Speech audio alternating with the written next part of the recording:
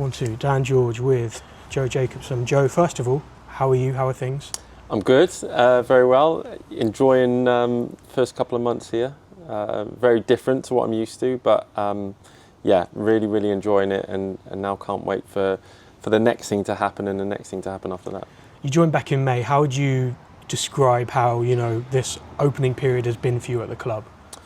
It's been a big learning curve. I think it doesn't matter how much you prepare or think things are going to happen or have plans in your head. There's always things that are coming out the woodwork and things changing, adapting all the time. And I think that's the biggest learning thing for me, is that every day you come in with a list of things you want to complete and do, and loads of new things come about. There's always, especially at the minute with the timing of the transfer window, there's numerous agents and clubs and players that you're speaking to constantly, which are always adapting. You're always thinking about the next thing, the next player. So yeah, it's been busy, especially. I've not slept as much as I used to, but yeah, I wouldn't change it for anything. How would you describe when Rob Coig first put the idea to you? Can you take us to that moment, that phone call, that moment that he kind of pitched the idea of you being CEO of Reading to you?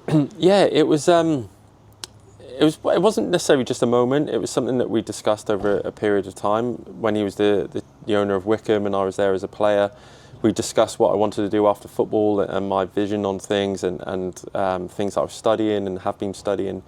So it was conversations that were had, and when he left Wycombe and I finished my playing career there, I had options to carry on playing. I was speaking to other clubs, and then when he presented this opportunity to me, I thought, right, I can't turn this down. I want to start thinking about the next phase of my life, and the opportunity to come here and work at this amazing football club I couldn't turn down. So from that moment on, we've been in contact every day for the last year probably.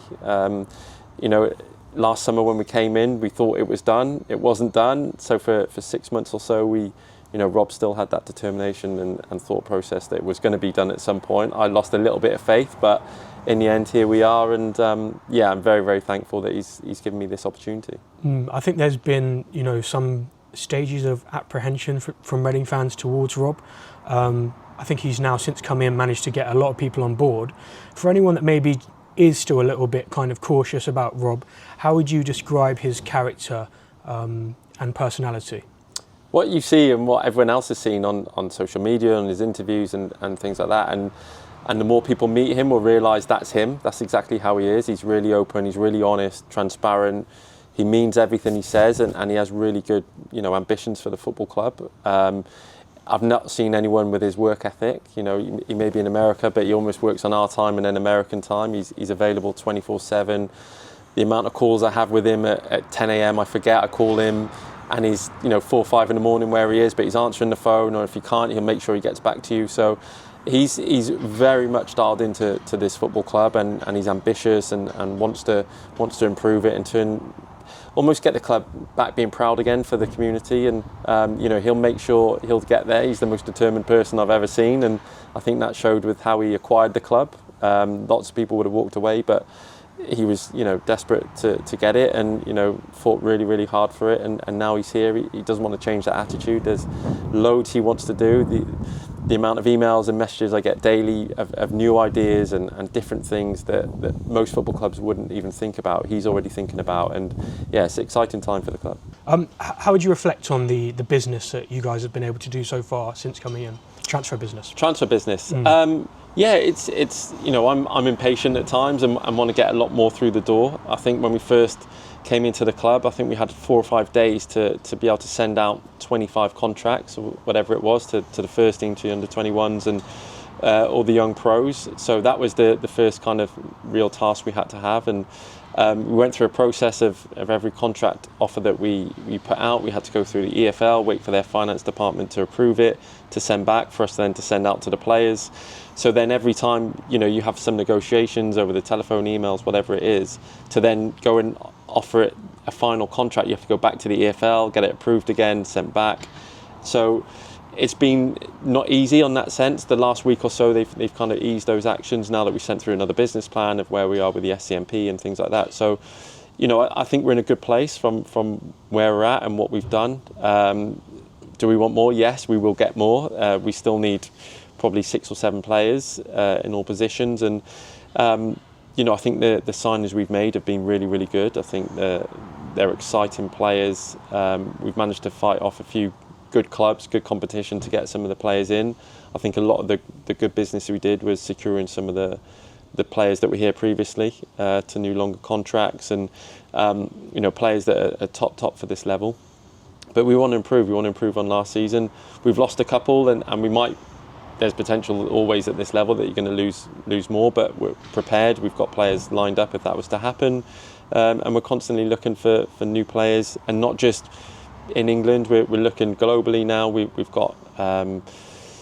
We're able to speak to players from all over the world, and we are doing that at the minute. We've got contracts out to people, so we'll see how it goes. It's moving, and constantly every day it changes. With a new player becomes available, or a player that you're talking to decides they don't want to leave where they're at, or decide to go somewhere else. So it's constantly adapting. So getting players over the line, I'm realising now, is a lot more difficult than you think of when you're a player. But bringing 5 new faces in so far, and having to do probably another 5 or 6, I feel like we're in a good place right now. But I'm impatient. I want more.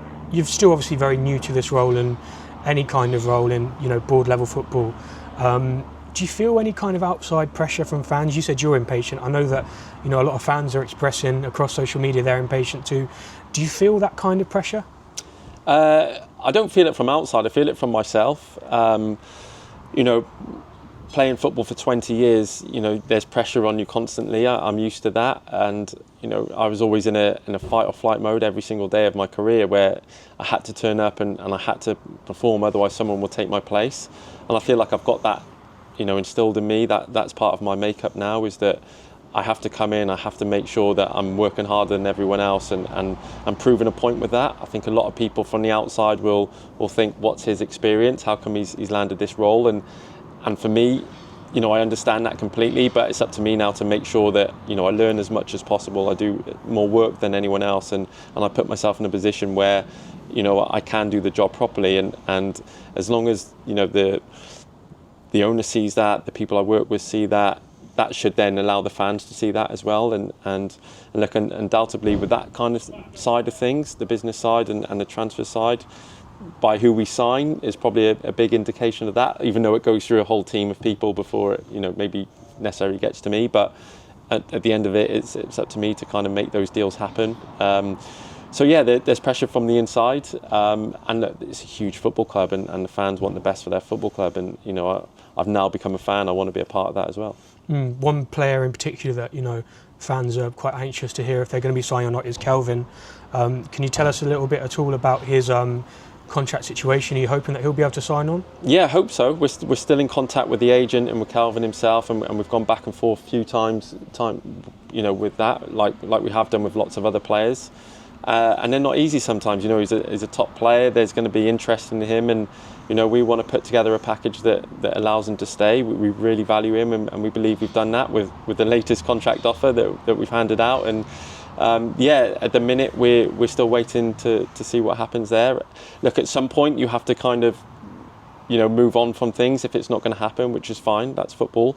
But we're doing everything we can at the minute to try and keep him to stay. We really want him to stay, and the conversations I've had with him, that the manager's had with him, shows that he wants to stay as well. So I don't think we're too far away. But in football, nothing's done until it's done. And look, we're preparing for life with him. We're preparing for life without him, and I think that's the best way to do it.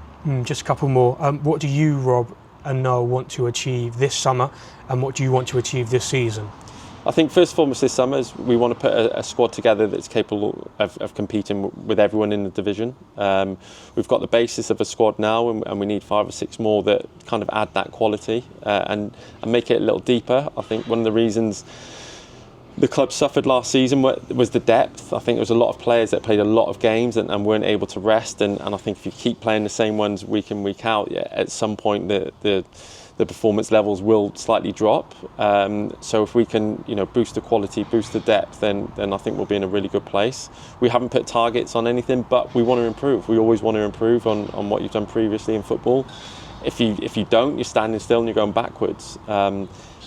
This season feels like, or this summer feels like, there's more money being spent, bigger budgets from other clubs in the division.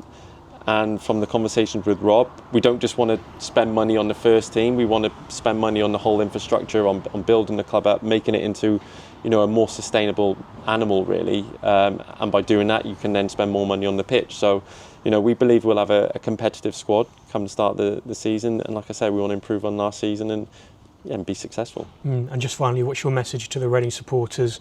You know, that maybe might feel a bit anxious about where the club's at, you know, encouraged but anxious. What's your message to them ahead of the season?